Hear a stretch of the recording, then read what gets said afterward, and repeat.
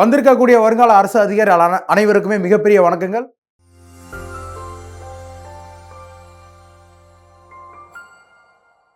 So again ஒரு வீடியோவில் சந்திக்கிறோம். ஓகேவா, இது எதை பற்றி அப்படின்னு சொல்லி பார்த்தீங்கன்னா, நமக்கு யூனிட் 4ல் ஓகே ஹிஸ்ட்ரி ஆஃப் இந்தியா, இந்தியாவின் வரலாறு இருக்குல்ல, இல்லை ரொம்ப முக்கியமாக புத்திசம், பௌத்த மதம் அப்படின்றத பற்றி இருக்குது. புத்திசம், ஜெயினிசம், அஜ்வைகேசம்னு ஒரு 3 இருக்குது. இதில் புத்திசம், பௌத்த மதம் அப்படின்றத நம்ம ஃபுல்லாக ரிவிஷனாக பார்க்க போகிறோம்.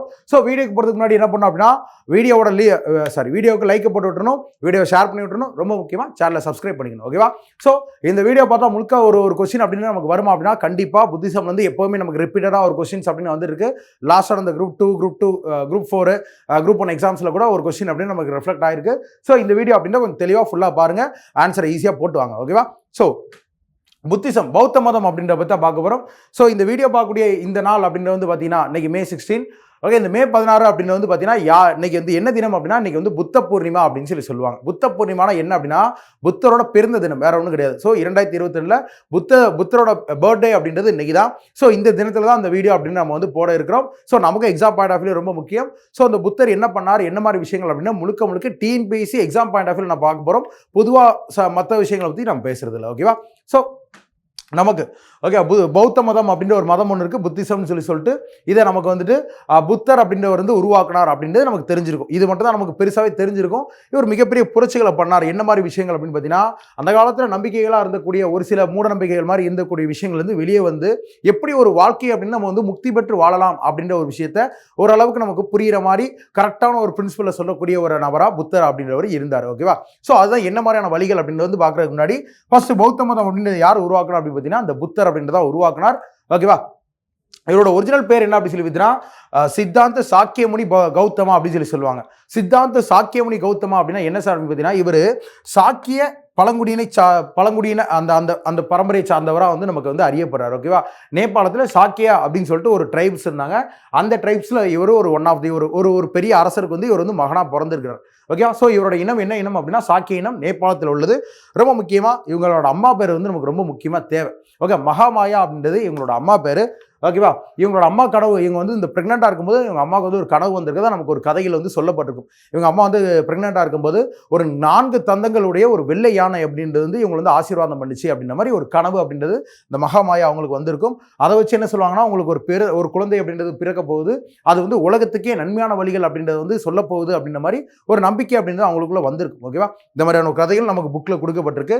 நெக்ஸ்ட் வந்து பார்த்தீங்கன்னா, இந்த புத்தர் அப்படின்றவர் ஓகே வழக்கமாக இருக்கிறதுலேருந்து எங்கே ஒரு மாற்றம் ஒன்று அடைகிறார் அப்படின்னு சொல்லி பார்த்தீங்கன்னா, அந்த காலத்தில் மதங்கள் அப்படின்றது எதை சொல்லுது அப்படின்னு பார்த்தீங்கன்னா, வாழ்க்கையில் முக்தி அடைகிறதுக்கு துறவு வாழ்க்கை, அதாவது சால்வேஷன் அப்படின்னு சொல்லுவாங்க. ஸோ அந்த துறவு வாழ்க்கை அப்படின்றத வாழ்க்கையில் முக்தி பெறுறதுக்கு ஒரு முக்கியமான வழி அப்படின்றது அந்த காலத்து மதங்கள் அப்படின்றது நமக்கு வந்து குறிப்பாக சொல்லிட்டு இருந்திருக்கு.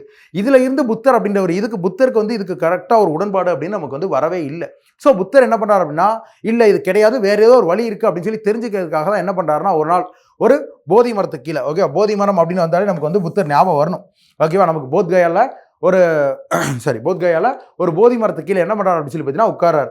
ஓகே, அப்போ அப்படி உட்காரும் போது அவருக்கு அந்த அந்த அந்த வாழ்க்கையை வந்து நான் முக்தி பெறதுக்கான வழி என்ன வழின்னு சொல்லி தேடி அவர் உட்கார்ந்தார்ல, அந்த நேரத்தில் அவருக்கு வயசு எத்தனை அப்படின்னு சொல்லி பார்த்தீங்கன்னா, அவருக்கு வந்து 35 வயசு. அந்த போதி மரத்துக்கு கீழே அவர் உட்காரும் போது, அந்த போதி மரத்துக்கு கீழே உட்கார்ந்து கரெக்டாக அதுலேருந்து 49வது நாள் 49th டே அவருக்கு அப்போ தான் வந்து அவருக்குன்ட்டு ஒரு உள்ளுக்குள்ளே வந்து ஒரு பெரிய ஒரு மோட்சம் ஒன்று பெறார். ஓகேவா, அதான் ரொம்ப முக்கியம். ஒரு என்லைட்மெண்ட்னு சொல்லுவாங்களா, அந்த மாதிரி ஒரு என்லைட்மெண்ட் வந்து பெறுறது 49வது நாள், வயசு வந்து 35 வயசில் போதி மரத்துக்கு கீழே உட்காந்துருக்கிறார். ஓகேவா, போத்கயா அப்படின்ற ஊரில், ரொம்ப முக்கியம். நெக்ஸ்ட் அந்த நேரத்தில் அவருக்கு அந்த ஞானம் பெறதுனா என்ன அப்படின்னு சொல்லி அவருக்கு ஒரு 8 விதமான வழிகள், வாழ்க்கையை நன்மையாக வாழ்ந்து முக்தி பெறுறதுக்கான முக்தி கொண்ட ஒரு வாழ்க்கையாக இருக்கிறதுக்கான ஒரு 8 வழிகள் ஓகேவா, 8-fold பாத் அப்படின்றத இவர் வந்து கண்டுபிடிக்கிறார். ஓகேவா, அந்த 8-fold பாத் அப்படின்னா நமக்கு வந்து ரொம்பவே முக்கியமானதாக இருக்குது. டிஎன்பிஎஸ்சியில் ரிப்பீட்டராக கேட்கக்கூடியது. இந்த 8 அப்படின்ற படிச்சு வச்சுக்கிட்டாலும் நமக்கு ஏதாவது ஒரு 3 கொடுத்து எது கரெக்டுன்னு சொல்லி கேட்கலாம். ஓகே, இல்லாட்டி ஏதாவது 4 கொடுத்து எதெல்லாம் கரெக்டுன்னு சொல்லி கேட்கலாம். ஓகேவா, ஸோ நல்லா ஆச்சோ. First right understanding. ஓகேவா, இந்த 8மே டிஎன்பிஎஸ்சி எக்ஸாம் எழுதக்கூடியவங்களுக்கு ரொம்ப யூஸ்ஃபுல்லாக இருக்கும். டிஎன்பிஎஸ்சியில் எந்த ஒரு காம்படிட்டிவ் எக்ஸாம் எழுதினாலும் அவங்களுக்குமே ரொம்ப யூஸ்ஃபுல்லாக இருக்கும். ஸோ தெளிவாக படிச்சு வச்சுக்கோங்க, இல்லாட்டி தெரிஞ்சு வச்சுக்கோங்க. ஓகேவா, so first right understanding. Okay, நல்ல எண்ணங்கள் இருக்கணும் ஃபர்ஸ்ட். 2வது ரைட் தாட். ஓகே, நல்ல குறிக்கோள்கள் இருக்கணும். 3வது ரைட் ஸ்பீச். ஓகேவா, நல்ல ஒரு பேச்சுக்கள் அப்படின்றது இருக்கணும். 4வது பார்த்தீங்கன்னா ரைட் ஆக்ஷன். ஓகேவா, நன்னடத்தை அப்படின்றது இருக்கணும். அடுத்து வந்து பார்த்தீங்கன்னா ரைட் லைவ்லிஹுட். ஓகேவா, நல்ல ஒரு கரெக்டான ஒரு வாழ்க்கை அப்படின்னு, ஓகேவா, ஒரு தீதி செய்யாத ஒரு வாழ்க்கை, அதுதான் ஒரு நன்மையான வாழ்க்கை அப்படின்னு சொல்லி சொல்கிறாங்க. ஓகே, ஒரு தீது செய்யாத வாழ்க்கை அப்படின்னு இருக்கணும். அடுத்து ரைட் எஃபோர்ட், ரொம்ப முக்கியமானது, நல்ல முயற்சி, இது நமக்கு ரொம்பவே முக்கியமானது, ரொம்ப தேவையானதும். ஸோ நல்ல முயற்சி அப்படின்றது இருக்கணும். அடுத்து ரைட் மைண்ட்ஃபுல்னஸ், நல்ல அறிவு இருக்கணும்.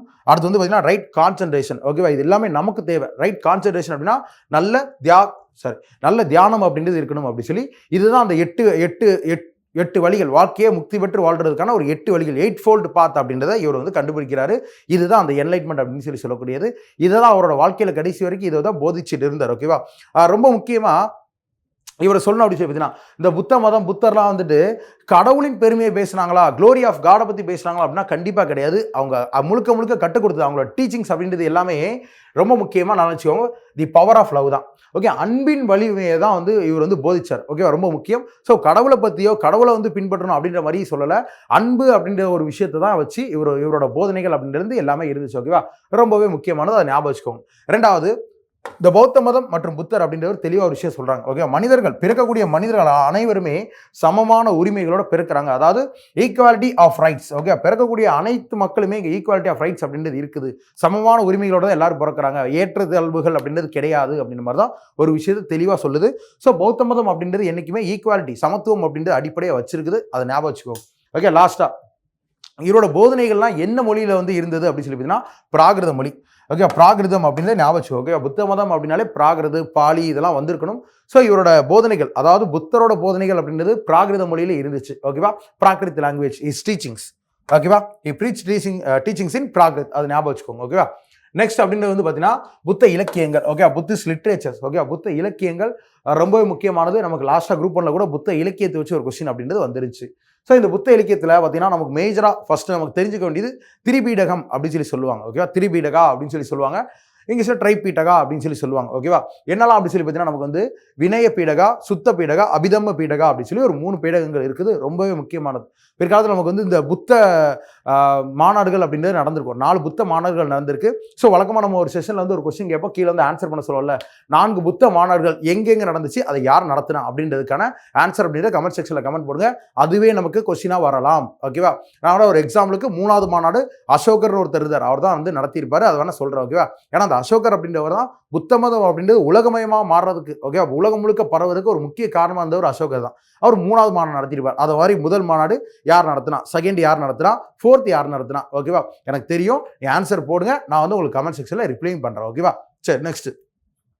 ஸோ இந்த 3 பீடங்கள், ஓகே, அந்த 3 பீடங்களுமே அந்த புத்த மாணவர்கள் தான் நிறைவேற்றப்பட்டு கொண்டு வரப்பட்டிருக்கும். ஓகேவா, இதில் வினய பீடகம் அப்படின்றது எதை பற்றி சொல்லுது அப்படின்னா, ஒரு மாங்க், அதாவது ஒரு புத்திஸ்ட் மாங்க், ஒரு துறவியா இருக்கிறதுக்கான ரூல்ஸ் அண்ட் ரெகுலேஷன், ஓகே, அவங்களுக்கான வழிமுறைகள் இருக்குல்ல, அதை பற்றி சொல்லக்கூடியதா நமக்கு வந்து வினய பீடகா அப்படின்றது இருக்கு.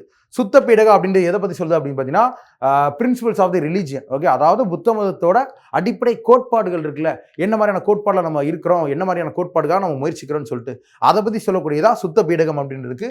3வது அபிதம்ம பீடகம். அபிதம்ம பீடகம் அப்படின்றது வந்து பார்த்தீங்கன்னா நமக்கு எத்திக்ஸ், பிலாசபி, மெட்டாபிசிக்ஸ் அப்படின்ற விஷயங்களை பற்றி நமக்கு வந்து சொல்லக்கூடியதாக இருக்குது. தமிழில் நன்னெறி, தத்துவம், நுண்பொருள், கோட்பாடு, இந்த மாதிரி விஷயங்களை பற்றி சொல்லக்கூடிய ஒரு பீடகமாக இருக்குது. ஸோ இந்த ட்ரை பீடகா அப்படின்றது நமக்கு ரொம்பவே முக்கியமானது, ஞாபகம் வச்சுக்கோங்க. இதில் ஏதாவது ஒன்றை கொடுத்து, இல்லாட்டி வினய பீடகா எதை பற்றி பேசுன்னு சொல்லிட்டு ஒரு 4 ஆப்ஷன், இதில் கூடிய 3 ஆப்ஷன் கொடுத்துட்டு எக்ஸ்ட்ரா ஒரு ஆப்ஷன் கூட கொடுக்கலாம். ஸோ வினய பீடகா அப்படின்றது rules and regulation of the monks. ஓகேவா, அந்த மாதிரி ஞாபகம் வச்சுக்கோங்க. சுத்த பீடகம் அப்படின்றது மதத்தோட கோட்பாடுகள். ஸோ இந்த மாதிரி விஷயங்கள்லாம் ஞாபகம் வச்சுக்கோங்க, இது ரொம்பவே முக்கியமானது. நெக்ஸ்ட் அடுத்து வந்து பார்த்தீங்கன்னா இது போக வேறு எதுவும் இலக்கியங்கள் இருக்குதா அப்படின்னு சொல்லி பார்த்தீங்கன்னா நமக்கு 2 சிலோனிஸ் கிரானிக்கல்ஸ் 2 கிடைக்குது. ஓகே, ரொம்ப முக்கியமானது, நமக்கு புக் பேக் கொஸ்டினாகவும் இருக்குது. 2 சிலோனிஸ் கிரானிக்கல், வரலாற்று தொகுப்புகள் 2 கிடைக்குது. ஒன்று மகாவம்சா, இன்னொன்று திப்பவம்சா. மகாவம்சம், திப்பவம்சம் அப்படின்னு சொல்லி சொல்லுவாங்க. அதுவும் நமக்கு பௌத்த மதம் சம்பந்தப்பட்ட ஆதாரங்கள் அப்படின்னு நமக்கு தருது, இலக்கியங்கள் அப்படின்றது தான். ஓகே, ரெண்டாவது வந்து பார்த்தீங்கன்னா விசூதி மக்கா அப்படின்னு ஒன்று. ஓகேவா, யார் எழுதியிருக்கா அப்படின்னு சொல்லி புத்த கோஷா அப்படின்றவர் விசூதி மக்கா அப்படின்னு ஒன்று எழுதியிருக்காரு, இது ஒரு இலக்கியமாக இருக்குது. அடுத்து லாஸ்ட்டாக புத்த சரிதா. ஓகேவா, ரொம்ப ரொம்ப முக்கியமானது புத்த சரிதம், நமக்கு ஓரளவுக்கு படித்து தெரிஞ்சதாகவே இருக்கலாம். புத்த சரிதம் அப்படின்றவர் எழுதினவர் அஸ்வகோஷா அப்படின்றவர் எழுதியிருக்காரு. ரொம்ப மேஜராக இது ஏன் தேவை அப்படின்னு சொல்லி பார்த்தீங்கன்னா இது சமஸ்கிருத மொழியில் எழுதப்பட்டது. ஓகே, இது எதை பற்றி சொல்லுது அப்படின்னா அந்த புத்த சரிதா அப்படின்றது எதை பற்றி சொல்லுது அப்படின்னா புத்தரோட சரிதம் அப்படின்னு ஞாபகம். அப்போ புத்த சரிதம்னா புத்தரோட வாழ்க்கை வரலாறு. Okay, life history of Buddha அப்படின்னு தான் பேசுது. அஸ்வகோஷ் எழுதியிருக்காரு, சமஸ்கிருத மொழியில் எழுதியிருக்காரு, அதுதான் ரொம்பவே முக்கியமானதாக இருக்குதுங்க. ஓகேவா, நெக்ஸ்ட் லாஸ்ட்டாக பார்த்தீங்கன்னா தமிழ்நாட்டுக்கும் புத்த மதத்துக்கும் ஏதாவது சம்பந்தம் இருக்குதா அப்படின்னு சொல்லி ஒரு கொஸ்டின் வரும். நல்லா நினச்சோம், தமிழ்நாட்டில் ஆரம்ப காலகட்டத்திலேருந்தே புத்திசம் ஜெயினிசம், அதாவது தமிழ்நாட்டில் ஒரு முன்காலத்திலேருந்து ஓகே அந்த பாண்டியர்கள் அவங்களாம் ஆண்டு இருந்தாங்களா, அந்த மாதிரி ஒரு முன்காலகட்டத்திலேருந்தே புத்த மதமும் சமண மதமும் நமக்கு வந்து செழித்து இங்கே இருந்திருக்குது அப்படின்ற ஆதாரங்கள் அப்படின்னு நிறையவே கிடைக்குது. இப்போ நமக்கு முக்கியமாக தமிழ்நாட்டில் ஓகேவா பஞ்ச பாண்டவ மலை அப்படின்றது நமக்கு இந்த வேலூர் பக்கத்தில் இருக்குது. பாண்டிய காலத்தை சார்ந்த அங்கே இருக்க பாண்டிய காலத்தை சார்ந்த பௌத்த மதத்துக்கான ஆதாரங்கள் அப்படின்றது கிடைச்சிருக்குது. ஓகே, இது எங்கே இருக்குது அப்படின்னு பார்த்தீங்கன்னா வேலூரில் இருக்குது. ஓகே, நெக்ஸ்ட் பார்த்தீங்கன்னா வீரச்சோழியம் அப்படின்ற ஒரு ஓகே பிற்கால சோழர்கள் காலகட்டத்தில் எழுத வீரச்சோழியம் அப்படின்ற ஒரு இலக்கியம். இதுலேயும் நமக்கு புத்த மதம் சம்மந்தப்பட்ட பௌத்த மதம் சம்மந்தப்பட்ட ஆதாரங்கள் அப்படின்னு நமக்கு கிடைக்க வருது. அதுபோக முக்கியமாக மணிமேகலை. ஓகே, இது வந்து நமக்கு டிஎன்பிஎஸ்சி இந்த யூனிட்டில் இலக்கியங்கள் இருக்குது. இல்லாட்டி தமிழுக்கு கொஞ்சம் பேர் ப்ரிப்பேர் பண்ணிட்டு இருப்பீங்க, அதில் கூட இந்த மாதிரி கொஸ்டின்ஸ் டிஎன்பிஎஸ்சியில் அடிக்கடி கேட்டிருக்காங்க. ஓகே, அந்த மணிமேகலை மட்டும்தான் புத்த இலக்கியம் அப்படின்ற மாதிரி ஒரு கொஸ்டின் அப்படின்றது அடிக்கடி கேட்டு இருந்திருக்காங்க. ஸோ மணிமேகலை அப்படின்றது வந்து பார்த்தீங்கன்னா நமக்கு வந்து இந்த கோவலன் கண்ணகி, அந்த கோவலன் இருக்கார்ல அவரோட பொண்ணான மணிமேகலை அப்படின்றது வந்து பிற்காலத்தில் பௌத்த மதத்துக்கு மாறி இருப்பாங்க. அந்த மாதிரி ஒரு ஸ்டோரி அப்படின்றது இருக்குல்ல. ஸோ இதில் மணிமேகலை அப்படின்றதும் பௌத்த மதத்தை வச்சு நமக்கு தகவல் அப்படின்றது தருது. நெக்ஸ்ட் வந்து பார்த்தீங்கன்னா சூடாமணி விகாரம் அப்படின்றது. ஓகே, நாகப்பட்டினத்தில் சூடாமணி விகாரம் அப்படின்றது சோழர்கள் காலகட்டத்தில், அதாவது முக்கியமாக ராஜராஜ சோழன் அவர்கள் இருக்காங்களா அவங்களோட காலகட்டத்தில் ஸ்ரீ விஜயா அப்படின்ற ஒரு அரசனால் கட்டப்பட்டது சூடாமணி விகாரம் அப்படின்றது. ஓகேவா, ரொம்ப முக்கியம். இது ஒரு பெரிய சான்றா இருக்குது. ஓகே, புத்த மதம் அப்படின்றது தமிழ்நாட்டில் இருந்ததுக்கான ஒரு மிக முக்கியமான சான்றா இந்த சூடாமணி விகாரம் அப்படின்றது இருக்குது. நம்மளோட பொன்னியின் செல்வன் கதைகளில் கூட வந்து இந்த மாதிரி இந்த சூடாமணி விகாரத்தை பற்றி அங்கங்கே ஒரு சில இடத்துலையும் வந்து ரெஃபரன்சஸ் வந்திருக்கும். ஓகேவா, ஞாபகம் வச்சுக்கோங்க. அடுத்து வந்து பார்த்தீங்கன்னா இது போக வேற எங்கெல்லாம் ஆதாரங்கள் கிடைச்சிருக்கு அப்படின்னு பார்த்தீங்கன்னா நாகப்பட்டினம், காவேரி பூம்பட்டினம், இங்கெல்லாம் வந்து நமக்கு ஆதாரங்கள் அப்படின்றது கிடைக்கப்பட்டிருக்கு. லாஸ்ட்டாக பார்த்தீங்கன்னா திருநாட்டியாட்டான்குடி அப்படின்ற ஒரு ஊர். திருநாட்டியாட்டான்குடி திருவாரூரில் இருக்கக்கூடிய ஒரு ஊர். இந்த ஊரில் ஒரு சிலை அப்படின்றது வந்து கண்டுபிடிக்கப்பட்டிருக்கு.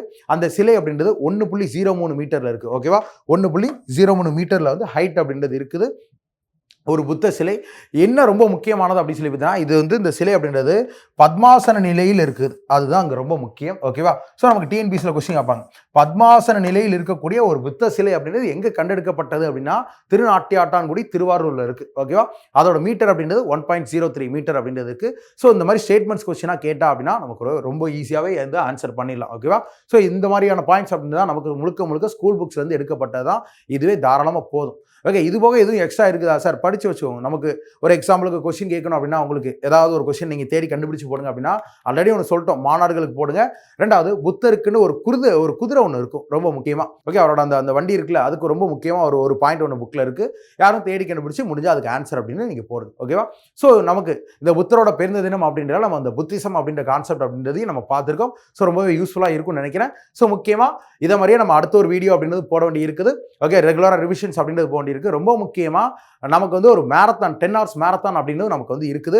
ஓகேவா, ஸோ கண்டிப்பாக என்ன பண்ணுங்க அப்படின்னு பார்த்தீங்கன்னா நாளைக்கு ஓகேவா, நாளைக்கு அதாவது May 17 காலையில் 10 மணி டு ஈவினிங் வரைக்கும் நமக்கு வந்துட்டு ஒரு 10 hours மேரத்தான் 10 மணி நேரம் மேரத்தான் அப்படின்னு தொடர்ந்து போகும். எல்லா 10 யூனிட்டையும், அதாவது ஜிஎஸ்ல கூடிய எல்லா யூனிட்டையும் நம்ம வந்து தெளிவாக கவர் பண்ணிட்டு போகிறோம். ஒவ்வொரு ஸ்டாஃப் வந்து ஒவ்வொன்று எடுப்பாங்க. ஸோ ஸ்டார்டிங்கும் இருக்குது, நம்ம தான் ஸ்டார்ட் பண்ணுவோம். ஓகேவா, ஹிஸ்ட்ரிலேருந்து ஸ்டார்ட் பண்ணுவோம், ஒன்றும் பிரச்சனை கிடையாது. ஸோ இந்த ரிவிஷன் அப்படின்றது ஒரு பக்காவான ஒரு ரிவிஷன் பீரியட். ஏன்னா நமக்கு வந்து நாட்கள் அப்படின்றது ரொம்பவே கம்மியாக தான் இருக்குது. கிட்டத்தட்ட 5 நாள் அப்படின்றது நமக்கு வந்து மேஜராக கையில் இருக்குது. ஸோ பிரயோஜனமாக யூஸ் பண்ணிட்டு வரக்கூடிய Group 2 2A எக்ஸாம் அப்படின்றது, அது மட்டும் இல்லாமல் Group 4 எக்ஸாம் இருக்குது. ஸோ இந்த வருடம் அப்படின்றது நம்ம ஒரு அரசாங்க அதிகாரியாக மாறுறதுக்கான வாய்ப்புகள் அப்படின்னு நிறைய இருக்குது. ஸோ தெளிவாக ப்ரிப்பேர் பண்ணுங்கள், எக்ஸாமை தட்டி தூக்குங்க, ஆஃபீஸராக மாறுங்க. ஓகேவா, ஸோ ரெகுலராக வீடியோஸ் அப்படின்றது வரும். ரெகுலராக நம்ம வீடியோஸை வந்து லைக் பண்ணிடுங்க, ஷேர் பண்ணிங்க, அது மட்டும் நம்ம சேனலுக்கு சப்ஸ்கிரைப் பண்ணிடுங்க. ஸோ நாளைக்கு மேரத்தான் வீடியோ இருக்குது, மேரத்தானுக்கு எல்லாம் ரெடி ஆகிக்கோங்க. ஓகேவா, தேங்க்யூ, பாய். இதை மாதிரி இன்னொரு வீடியோ சந்திக்கலாம். உங்களுக்குன்னு ஒரு அடையாளம், அதுவே எங்கள் லட்சியம். பெராண்டா ரேஸ் பேங்கிங் மற்றும் கவர்மெண்ட் தேர்வுகளுக்கான ஆன்லைன் மற்றும் ஆஃப்லைன் பயிற்சி.